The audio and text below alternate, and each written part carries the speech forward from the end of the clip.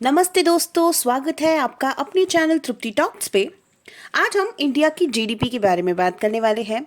कोई भी अगर किसी कंट्री में इन्वेस्ट करेगा तो सबसे पहले उस कंट्री की ग्रोथ को देखेगा, और कंट्री की ग्रोथ का सबसे पहला फैक्टर है जीडीपी, ग्रॉस डोमेस्टिक प्रोडक्ट। मतलब किसी भी कंट्री का फिनेंशियल ग्रोथ रेट पोजीशन क्या है।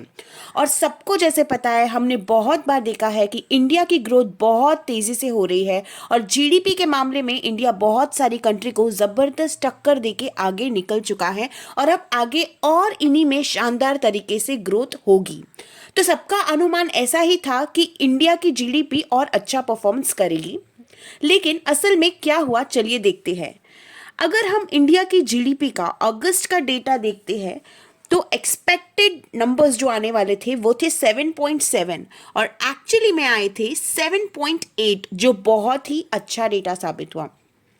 उसके बाद भी 6.8 एक्सपेक्टेड था, बट 7.6 आ गया, वंडरफुल। फिर 6.6 एक्सपेक्टेड था और 8.4 आया, ये भी बहुत ज़बरदस्त डेटा था।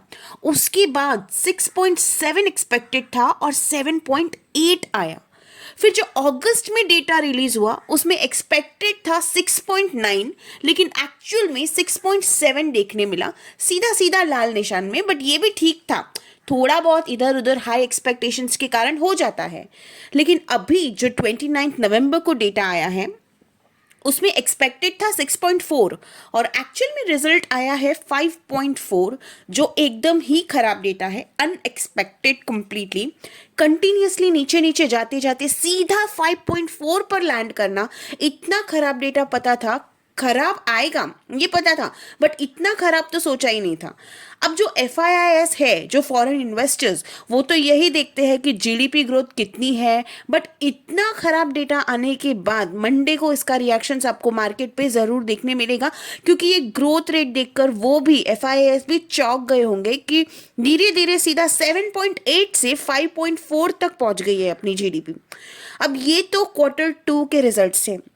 अब उम्मीद है Q3 से कि थोड़ा बहुत अच्छा डेटा अगर निकले ना, मतलब बड़ी बड़ी कंपनीज अगर अच्छा कमबैक कर ले, तो जीडीपी ग्रोथ में थोड़ी सुधार हमें देखने मिल सकती है। तो फिलहाल के लिए बस इतना ही गाइस, और ऐसी ही वीडियोस के लिए आप चैनल को सब्सक्राइब ज़रूर कीजिएगा। धन्यवाद।